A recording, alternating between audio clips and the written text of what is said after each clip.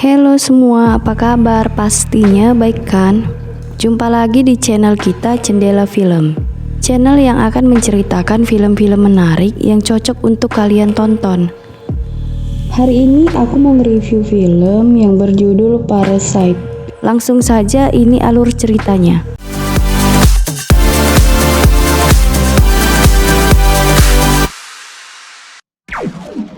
Film ini menceritakan tentang keluarga yang pengangguran yang tidak memiliki hidup yang layak. Keluarga mereka bernama Kitek. Lalu ada seorang teman dari anak mereka yang ditawarkan pekerjaannya sebagai guru privat bahasa Inggris. Dikarenakan teman dari anaknya ingin melanjutkan kuliah di luar negeri. Akhirnya Kiwo, anak pertama mereka, menerima pekerjaan tersebut karena bayaran yang dijanjikan lumayan besar. Lalu Kiwo membuat ijazah palsu tentang kelulusan sarjananya dan langsung pergi menuju ke rumah untuk wawancara sebagai pengganti guru privat tadi. Setiba di rumah pemilik perusahaan IT global tersebut, Kiwo bertemu dengan Yenkyo. Dia adalah ibu dari anak yang akan privat nanti. Akhirnya ibu dari anak itu menerimanya setelah sudah melihat cara Kiwo mengajari anaknya dan mengajak Kiwo untuk berbicara. Lalu tiba-tiba anak bungsunya memanah dengan asal yang hampir terkena mereka. Karena anak kedua dari Yenkyo sangat aktif dan tidak bisa diam, membuat Kiwo mengambil keuntungan dengan menawarkan seseorang untuk menjadi guru privat anaknya. Dia adalah anak kedua dari keluarganya sendiri. Namun Yenkyo tidak tahu kalau itu adalah adik kandung dari Kiwo sendiri. Namun adiknya tidak mau kalau cara dia mengajar dilihat oleh Yenkyo. Yenkyo yang penasaran dengan cara belajar anaknya naik ke atas membawa minuman. Di situ dia dikejutkan dengan anaknya yang tiba-tiba bertingkah laku sopan dan santun, membuat ibunya kagum dan langsung menerimanya sebagai guru privat yang bayarannya lumayan mahal. Pikiran mereka pun semakin kotor dan mau menggantikan posisi supir dari keluarga Yenkyo dengan ayah mereka. Akhirnya adik perempuan dari Kiwo memfitnahnya sehingga membuat supir mereka tadi dipecat. Akhirnya pun anak perempuan mereka menawarkan kepada keluarga Yenkyo seorang supir. Lagi-lagi mereka berbohong kalau supir yang mereka tawarkan itu sebenarnya ayah mereka sendiri. Ketika ayahnya juga sudah bekerja di kediaman pemilik IT global tersebut, mereka kurang merasa puas sehingga ingin menggeser pembantu rumah tangga mereka dengan ibunya.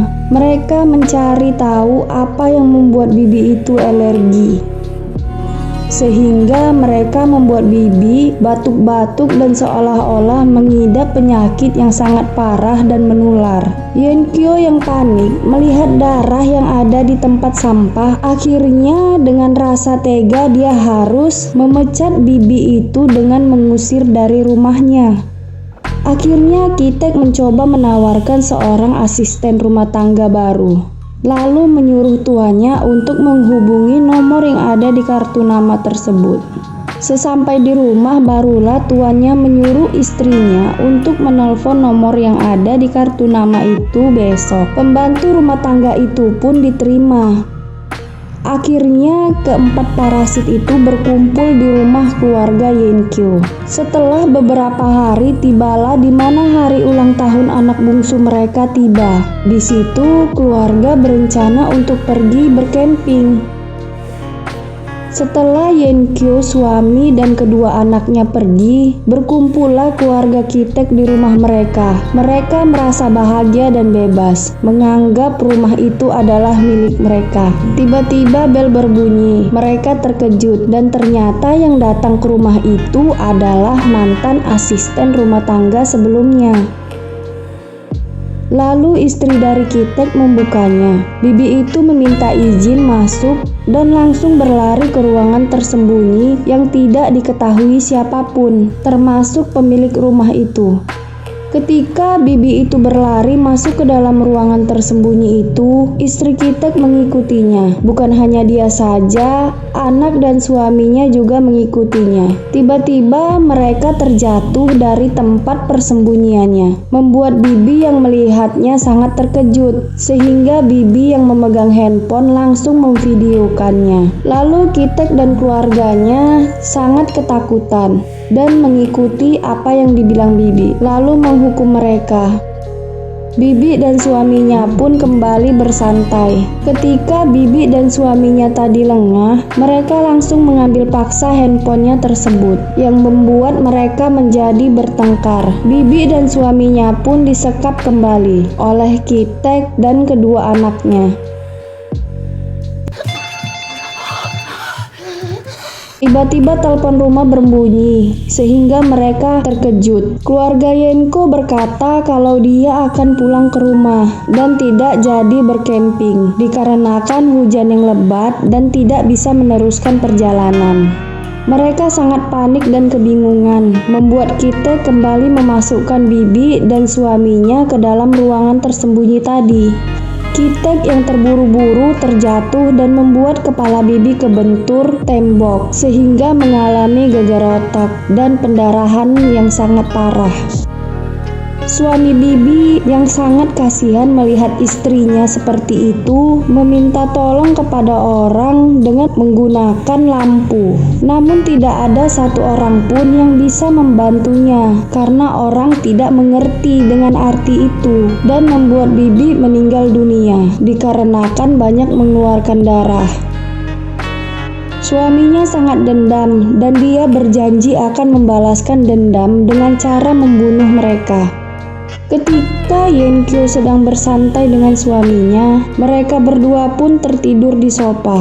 Akhirnya Kitek dengan kedua anaknya berhasil keluar dari rumah. Hujan sangat deras. Ketika mereka sampai di tempat tinggal mereka, rumah mereka kebanjiran dan membuat mereka harus mengungsi di posko warga yang terkena banjir. Keesokan harinya, keluarga Yenko menyelenggarakan pesta ulang tahun anaknya, lalu mengundang Kiwo dan adiknya ke pesta tersebut. Setelah pesta itu dimulai, Kiwo yang masuk ke dalam ruangan tersembunyi menjatuhkan batu keberuntungannya. Tiba-tiba suami bibi menarik lehernya dari belakang dan memukul kepalanya pakai batu. Suami bibi tadi pun keluar dan mengambil pisau dapur untuk membalas dendam. Dia berlari ke taman dan menakuti semua orang. Lalu dia menyucuk dada putri Kitek di hadapan anak bungsunya Yenkyo, membuat anak bungsu Yenkyo kembali kejang dan sangat syok.